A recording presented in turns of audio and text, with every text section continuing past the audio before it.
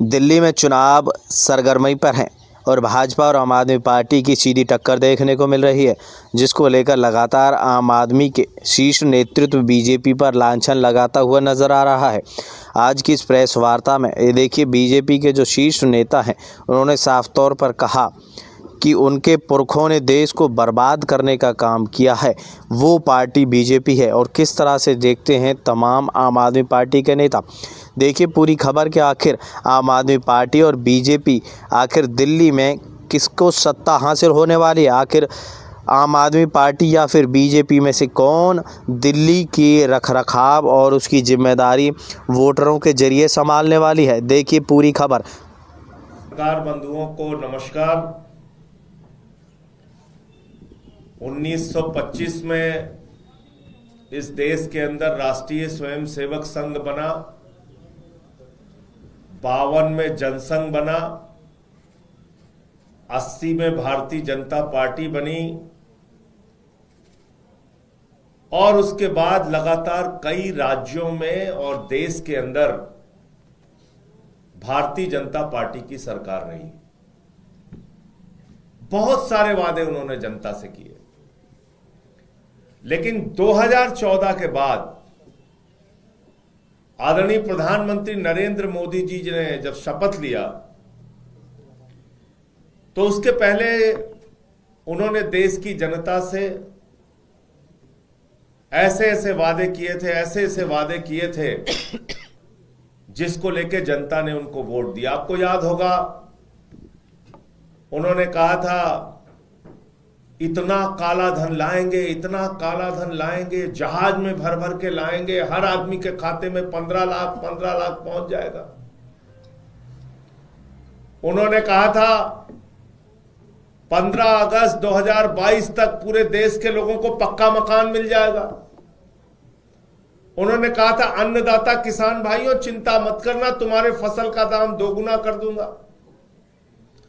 उन्होंने कहा था 50 रुपए में पेट्रोल बिकेगा, 40 रुपए में डीजल बिकेगा, 250 रुपए में सिलेंडर बिकेगा।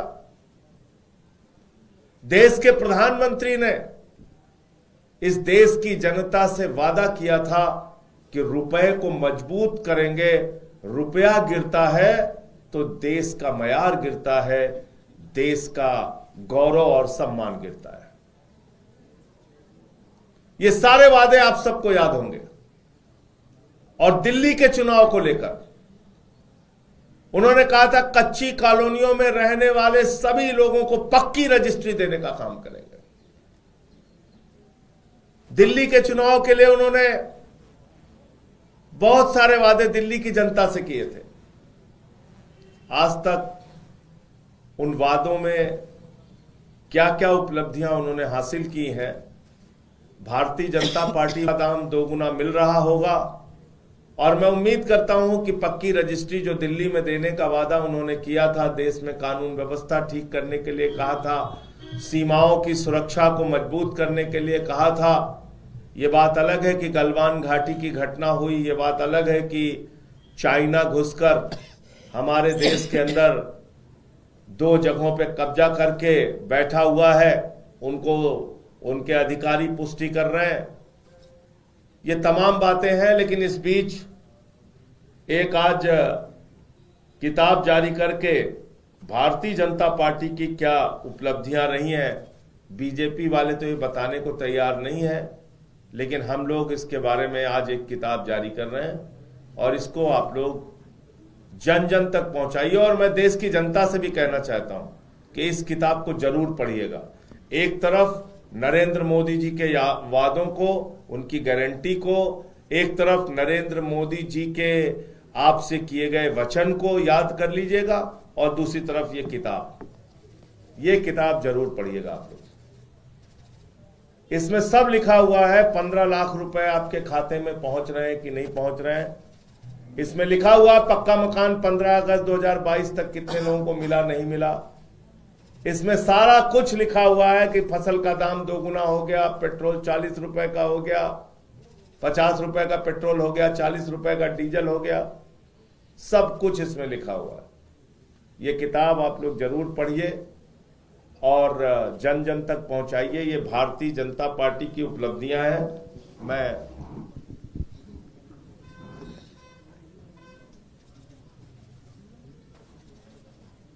देखिए, पहला पन्ना खोलने पर ही इसमें देश के नौजवानों को कैसे नौकरियां दी गई, 2-2 करोड़ हर साल, उसके बारे में लिखा हुआ है। किस किस राज्य में 2-2 करोड़ नौकरी बांटी गई, ये पहले पन्ने में है। और दूसरे पन्ने में लिखा हुआ है कि हर खाते में 15-15 लाख पूरे देश के अंदर पहुंच गया है सबको। सारी जनता मौज मना रही है, 15-15 लाख हर खाते में पहुंचा है। और ये तीसरे पेज में काफी विवरण और विस्तार के साथ लिखा हुआ है कि देश के हर किसान को उनके फसल का दाम, और पूरा देश इस बात से उत्साहित है, झुग्गियों में रहने वाले लोग और गरीब आदमी। ये चौथे पेज में ये लिखा हुआ है कि सबको पूरे देश के अंदर पक्का मकान मिल चुका है। देख लीजिए, कह रहे हैं हम देख नहीं पा रहे, देखिए लिखा हुआ है भाई, लिखा हुआ है, ठीक से देखिए। आगे 5वें पेज में इसमें काफी विस्तार और विवरण से लिखा हुआ है कि इस देश में डीजल का दाम 40 रुपए हो चुका है, पेट्रोल 50 रुपए का मिल चुका है। और जिस सिलेंडर को लेकर भारतीय जनता पार्टी की नेत्री और नेता सब प्रदर्शन करते थे, वो सिलेंडर 250 रुपए में पूरे देश के अंदर मिल रहा है। ये छठे पेज में आपको देखने को मिलेगा, काफी विस्तार से इसमें लिखा हुआ है। और इसके अंदर दिल्ली में जो हमारे लाखों लोग कच्ची कॉलोनियों में रहते थे, उनको सबको पक्की रजिस्ट्री भारतीय जनता पार्टी ने दे दी गई है। ये 7वें पेज में इसका विवरण आपको मिल जाएगा, किन किन इलाकों में दिल्ली के अंदर पक्की रजिस्ट्री बांटी गई है। ये सारा कुछ आप लोग विस्तार से पढ़िए, जानिए हमारे सरकार के बारे में। और रुपया तो मोदी जी के समय में इतना मजबूत हुआ, इतना मजबूत हुआ है, कैसे कैसे बेचारे दिन रात 18-18 घंटे काम करके उन्होंने रुपए को मजबूत किया है। ये आपको देखने को मिलेगा इस 8वें पेज के ऊपर, जिसमें पूरा विस्तार से मोदी जी की 18-18 घंटे की मेहनत का जिक्र किया गया है। 9वें पेज पे जब आप जाएंगे तो आपको देखने को मिलेगा कि अपने पूंजीपति दोस्तों के साथ उनके कैसे रिश्ते हैं। उन्होंने देश की जनता को तो मजबूत किया ही किया, 15-15 लाख उनके खाते में पहुंचाकर किसानों को भी फसल का दाम 2 गुना किया, हमारे नौजवानों को 2-2 करोड़ नौकरी हर साल दी। लेकिन अपने दोस्त को कैसे उन्होंने लाखों करोड़पति बनाया, पूरे दुनिया में आज उसका नाम हो रहा है, 10 नंबरी अमीर बन चुका है वो। तो उसका भी काफी कुछ विस्तार से दिया हुआ है।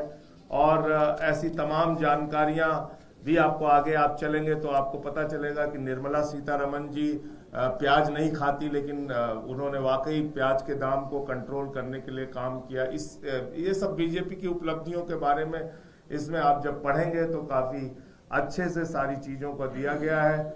जीएसटी कैसे उन्होंने सामान खरीदो तो टैक्स देना है, सामान बेचो तो टैक्स देना है, बैंक से पैसा निकालो तो टैक्स देना है, और ये सब राष्ट्र हित में किया जा रहा है, उसके बारे में भी लिखा है। आप लोग बुरा मत मानिए, कई बार लोग नाराज हो जाते हैं, पुरानी कार बेचने पे भी टैक्स देना है, नई खरीदने पे भी टैक्स देना है, पॉपकॉर्न पे भी देना है, मीठे वाले पे देना है, खट्टे वाले पे नहीं देना है, नमकीन में देना है, सब कुछ इसमें लिखा हुआ है कि ये सब आप राष्ट्र हित में कर रहे हैं। कहीं से भी बुरा न माने, टैक्स तो देना आपकी जिम्मेदारी है, राष्ट्र हित में आप लोग टैक्स देते रहे।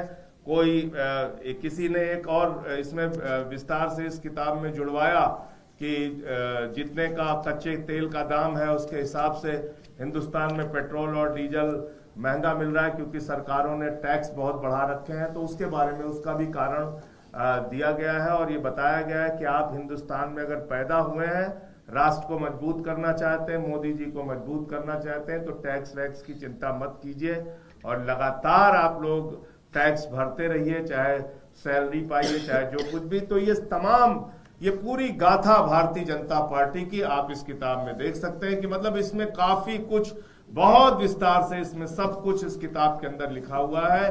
कैसे उन्होंने पिछले 10 वर्षों में और जगह जगह राज्यों के अंदर इतना विकास किया, इतना काम किया। अभी थोड़ा कम मोटी बनी है, इसको आगे हम लोग और प्रयास करेंगे कि और मोटी किताब ये बन जाए। बहुत बहुत धन्यवाद आप लोगों का। कोई प्रश्न हो तो पूछ सकते हैं। बीजेपी पे एक तरह से तंज कर रहे हैं, लेकिन बीजेपी की तरफ से आज प्रेस कॉन्फ्रेंस किया। आपने किताब देखा ही नहीं है और कह रहे तंज कर रहे हैं। सब मैंने एक एक पन्ना खोल के दिखा दिया आपको।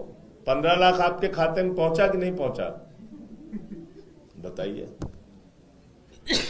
अनुराग ठाकुर ने प्रेस कॉन्फ्रेंस किया, आप लोगों पे सवाल खड़े किए कि देश विरोधी गतिविधियों से आम आदमी पार्टी संलिप्त रही है और हर चुनाव से पहले ऐसा दिखता है। देखिए, ऐसा है, जिन्ना की कब्र पे मत्था टेकने वाले लोगों को देशभक्ति शब्द का इस्तेमाल नहीं करना चाहिए। उनके पुरखों ने जिन्ना की पार्टी मुस्लिम लीग के साथ मिलकर सरकार बनाई है। भारतीय जनता पार्टी के पुरखों ने आजादी के आंदोलन में क्रांतिकारियों के खिलाफ अंग्रेजों का साथ दिया है। भारतीय जनता पार्टी के पुरखों ने इस देश के अंदर ऐसे ऐसे काम किए हैं। अफजल गुरु को शहीद मानने वाली पार्टी के साथ तो इन लोगों ने सरकार बनाई है। नवाज शरीफ के बर्थडे का केक काटने बिना बुलाए मोदी जी चले गए थे। ये देशभक्ति पे बोलेंगे भाजपाई, देश के गद्दार जिन्होंने हमेशा देश के साथ गद्दारी किया। 10 साल में बांग्लादेशी घुसपैठियों को हिंदुस्तान के अलग अलग हिस्सों में बसाया। और कौन बोल रहा है गोली मारो छाप नेता, ये आके हमें देशभक्ति सिखाएंगे। ये अनुराग ठाकुर से हमें देशभक्ति सीखना है। तो इसलिए भारतीय जनता पार्टी और उनके पुरखों का इतिहास रहा। आईएसआई को बुलाया हिंदुस्तान में नरेंद्र मोदी जी ने, आईएसआई को, और पठानकोट में बुला के हमारे शहीदों की जांच कराई। ये देशभक्ति पे बात करेंगे? ये जिन्ना की कब्र पे मत्था टेकने वाले लोग, इनसे देशभक्ति सीखनी है। भारत के पहले प्रधानमंत्री है नरेंद्र मोदी, जिसने पाकिस्तान के प्रधानमंत्री को अपने शपथ ग्रहण में बुलाया। इसके पहले किसी भारत के प्रधानमंत्री ने पाकिस्तान के प्रधानमंत्री को नहीं बुलाया। तो इसलिए इस देश में देशद्रोही संगठन कोई अगर है और जिसका इतिहास, जिनके पुरखों का इतिहास देश के साथ गद्दारी करने का रहा है, तो उस पार्टी का नाम है भारतीय जनता पार्टी। ले लीजिए फोटो।